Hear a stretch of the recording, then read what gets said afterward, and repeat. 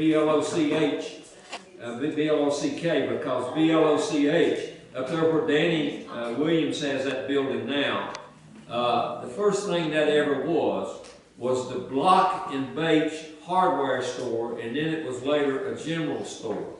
And the blocks, B-L-O-C-H, some of them are buried in the Pocahontas Cemetery. They were Jews from Germany, and then they were from England. And the Baches, B-E-A-C-H-E-S, Baches, they were Jews too. They were German Jews. And they ran that hardware store up there. And then after they sold it out to Ellis, and Ellis ran a grocery store and general store in all that part that Danny Williams owns now. They went out of business in 1955, and the Pocahontas Fuel Company moved their grocery store out of where the company store was up to there, but they kept their dry goods and appliances down in the company store. And I guess it was about 1971 or so, they gave up the grocery store in there and moved it back down to the wooden building. It's now torn down. That now belongs to Danny Williams. But originally it was Block and Bache. And again, they were Jews. And at one time there were 180 Jews living in Pocahontas. Okay, the next building, the one that's torn out now, was owned by Alexander St. Clair. The St. Clairs were a landed family in Tazewell County that owned a large part of this land that's now Pocahontas. And it was bought off of them, large parts of it were bought off of them by the Southwest Virginia Improvement Company. But the Southwest Virginia Improvement Company didn't buy from right here, this street, St. Clair Street, on up. And it was called St. Clair Reservation. They had kept it, and then they sold it off when the boom was going on here, lot by lot, and made a lot of money. And for a time, the St. Clairs ran a store in there, but they later sold the building off. It changed hands several times, and eventually the town of Pocahontas got control of that building. And for a short time, it was their fire department headquarters, and the building deteriorated, and they had to tear the inside of it out. Now, I missed that one building in between the torn out part and the Block and Bache. The one that's painted at this point gray. That was originally the Pocahontas National Bank. And it was built sometime, I don't know, before the turn of the previous century. I don't know the exact date. But it went kaput, and by that means it went bankrupt in 1928. And the reason it did, the president of the bank took a lot of the money and left. And the bank failed. And that was in 1928. And the bank had to be sold. And when the first National Bank of Pocahontas was sold, it was sold to the original bank, the Bank of Pocahontas, where the town hall is now. And at that time, the Bank of Pocahontas, the chairman of the board and the president was Isaac T. Mann, and he lived in Bramble. And at the time, he was one of the richest men in the United States. In the 1920s, he had a worth of over $65 million. And $65 million then was like $1 billion today. And he owned the Bank of Bramble, and he was also the first president of the Pocahontas Fuel Company. And he was the head of the Bank of Pocahontas. And he made them put in the deed when the Bank of Pocahontas sold that building to two doctors that never, and I've got a copy of the deed up in the office building, that never could that building have another bank in it. He didn't want no other bank in it. And he sold it to Doctors Alexander and Stump. And they bought it, Dr. Alexander and Dr. Stump did. And then later, they sold it to Dr. Ballard and he ran a practice in there till about 1966 when he died. And when he died in 1966, thereabouts, his family sold it off, and they sold it to Charles Gilmore, who about 10 years ago gave the building to Historic Pocahontas. And had already explained about the fire department building. It was the St. Clair building. And then we come to this building. This building was built in 1895 to have an opera house, a theater type situation upstairs, and the courtroom down here. Let's deal with the courtroom first. They held two types of court in here.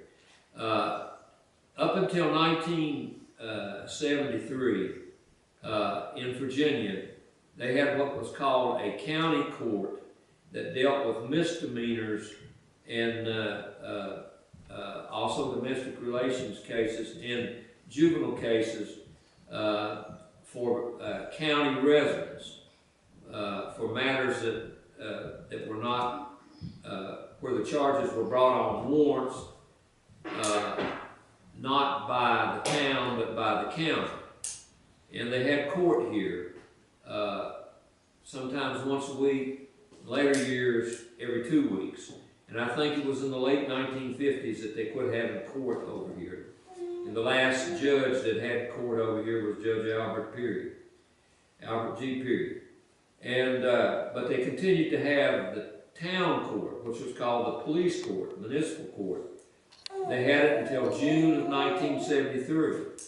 And the last police judge was Frankie Rodriguez. They had to quit having it then because the law changed. That they could that the county court was done away with. But they had to quit having cases over here in the late 50s. They had to either go to Bluefield or to Tazewell, because the story is that Judge Perry's clerk, Miss Ollie Gillespie, came over here one day, and she was up there at one of the desks keeping the record and handling the warrants for Judge Perry, and she got her coat dirty, and it made Judge Perry mad and wouldn't have court up here. I don't know if that's true or not, but that's a story that's told. Because they hadn't cleaned the courtroom up. But anyway, but that's a story that's circulated. And so they had court here until 1973. This jail operated until 1975 when the Department of Corrections finally made the town close it down. And I was a juvenile probation officer from 1973 to 1980. And up until, I guess it was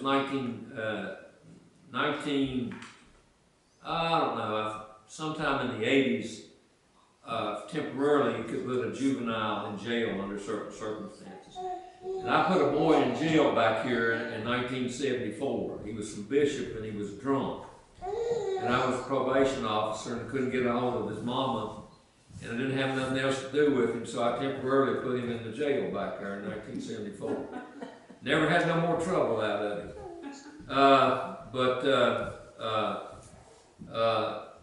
So that pretty much takes care of this down here.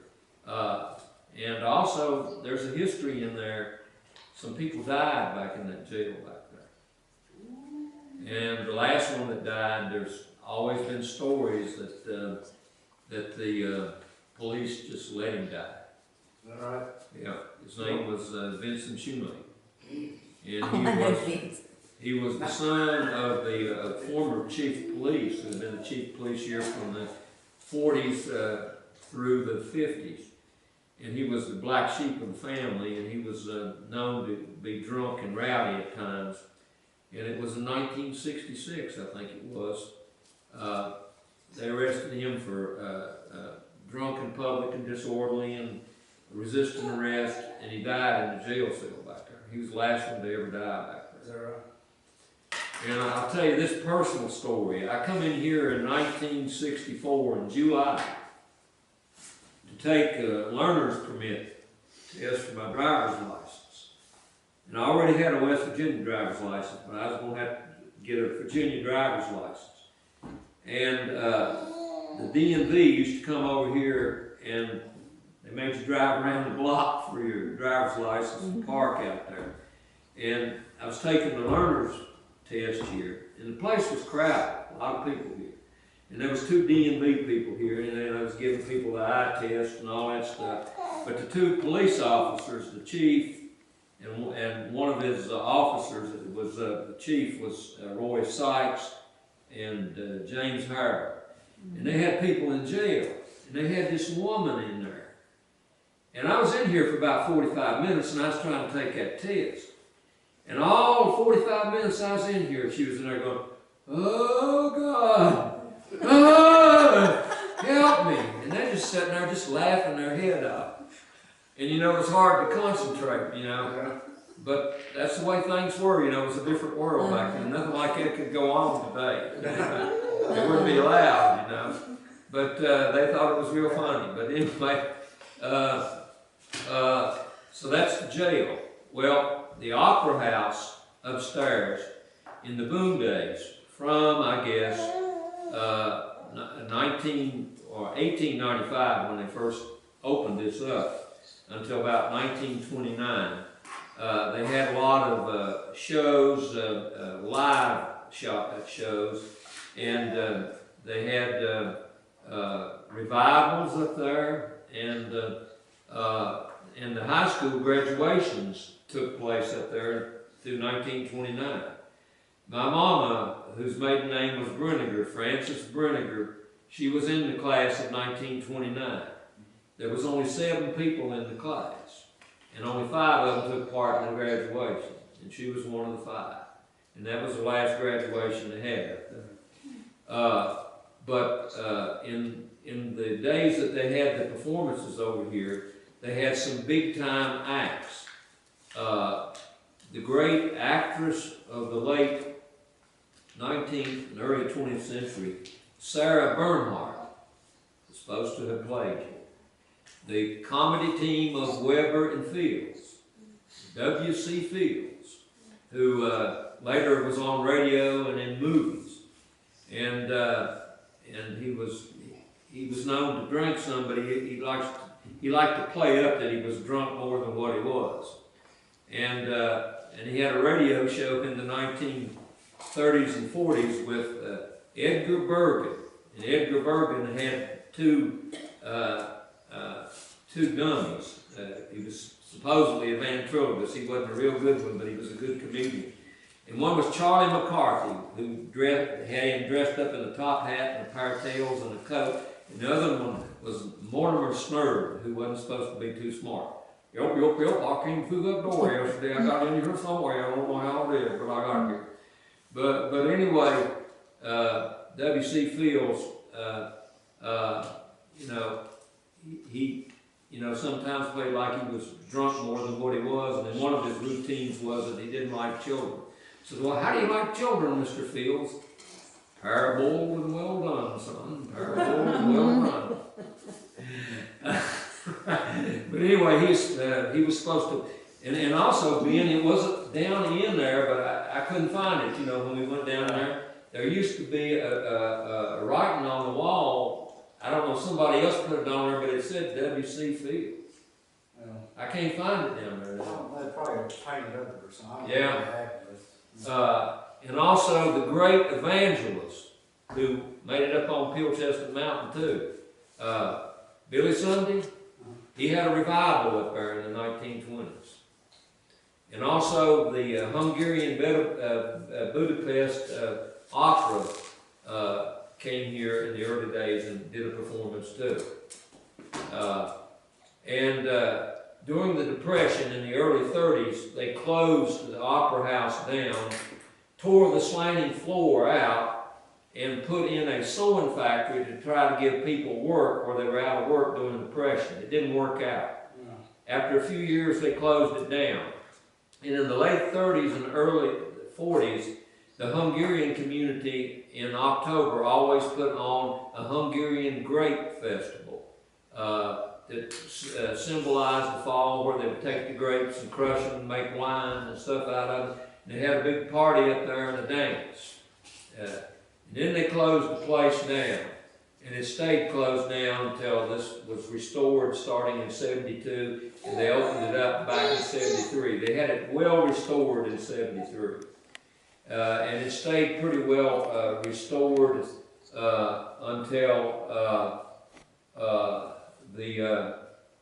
I guess about 1988 or 89, when the town mistakenly moved out of this building, cut the water off, cut the heat off, and moved down to the post office building, and this building started deteriorating. And it sort of fell apart. It's been fixed up some. This is down here has been fixed up good. But that floor up there was one time a sliding floor. And it had theater type seats in it. So that's pretty much the history of this building and the whole block. And if you go around the block here and you turn, that house there, originally that house was owned by Jews. And a family by the name of Silberger lived there. And then a family named Quass, K-U-A-S-S. And the Quasses were Jewish liquor dealers. And they ran a saloon. One of the saloons down there at the Cricket was one of their saloons. And you go up to the next building, it was the synagogue. It was the congregation, Havas, A-V-O-S, Chesed, C-H-E-S-E-D. And it ran until 1928. And they closed it in 1928 because they no longer had what's called a menu. And what that means is that in Orthodox Judaism, to have a congregation, you have to have 12 households headed by a male. And all of a sudden, they didn't have 12 households headed by a male family member, so they had to close the synagogue. And then little by little, all the Jews moved out. And I always tell the story, if the money left, the Jews left when the money left. And, but until 1928, it's a Harvest Church, it's got a name on it now, but it was the Jewish synagogue until 1928. When you go around the corner, the American Legion building, if you will notice that, it says American Legion Post number 14. The one up in Bluefield, West Virginia is number 9, Riley Post number 9. But those two, those low numbers, they were some of the first American Legion posts created.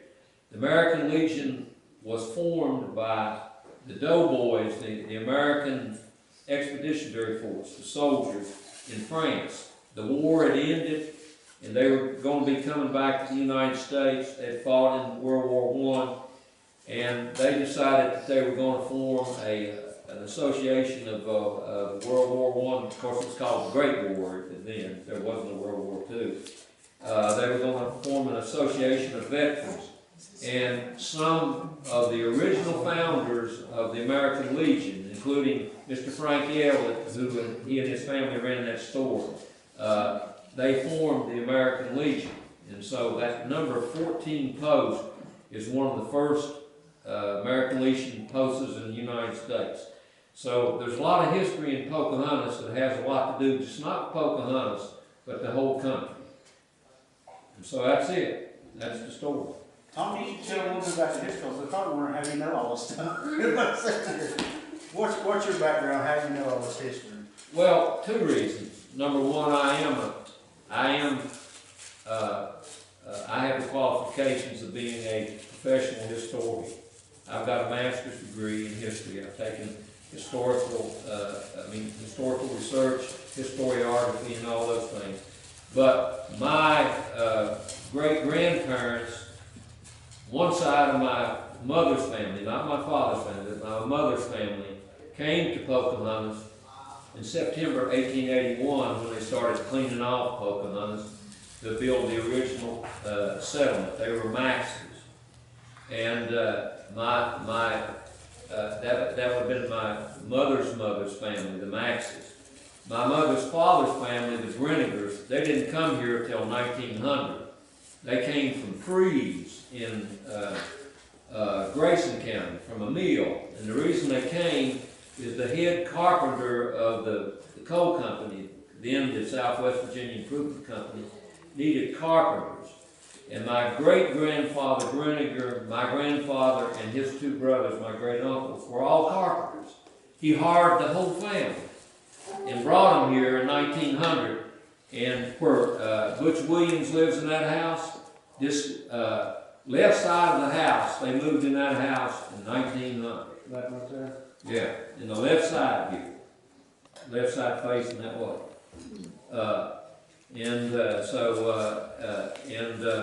My great-grandfather Maxie was supposed to work in the mines the night they had the big explosion in 1884, but he was sick, he didn't go to work that night, and they had the explosion that killed 114. And he told all these things to my grandmother, and my grandmother told them to my mother, and I picked up on them from that, but also I've got other written records and stuff, and a lot of things that Edmund Rosick collected and used, and that's why I know. All right.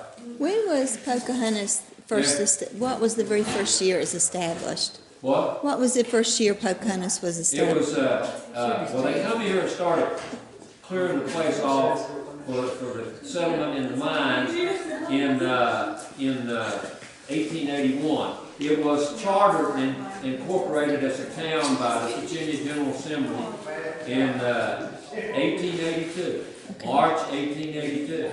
And the first mines was opened before? It was opened in 1882. Okay. How many saloons were they in this town? There may have been as many as 27 saloons. What Open about saloons. churches? Well, let's count them here. The First Baptist Church, the Black Church, which is out there where the railroad Right. track is, that's one. Pocahontas Baptist Church, the White Church, Baptist Church, that's two. The Presbyterian Church, which was on the one-way street, three. Back up in Maple Grove, that brick church was the Hungarian Presbyterian Church, four. The Catholic Church up on the hill, St. Elizabeth Catholic Church, five. The Episcopal Church down on Water Street next to the log cabin, six. The Methodist Church next to the post office, eight. The Jewish Synagogue, nine. And the Black Methodist Church at Rock Church, 10. And at one time there was a Christian church too, Disciples of Christ, 11. I don't know exactly where it is. They started building a church on the corner here, but they never finished it. And there was another black church back up on Church Street called St. Mariah's. That's 12. That's 12 churches that I know about. They had all of the denominations here except Luther, as far as I know. I remember when this was, on the corner used to be a grocery store, was it not? A what? A little grocery store. Right, on the end. On the end? Uh-huh.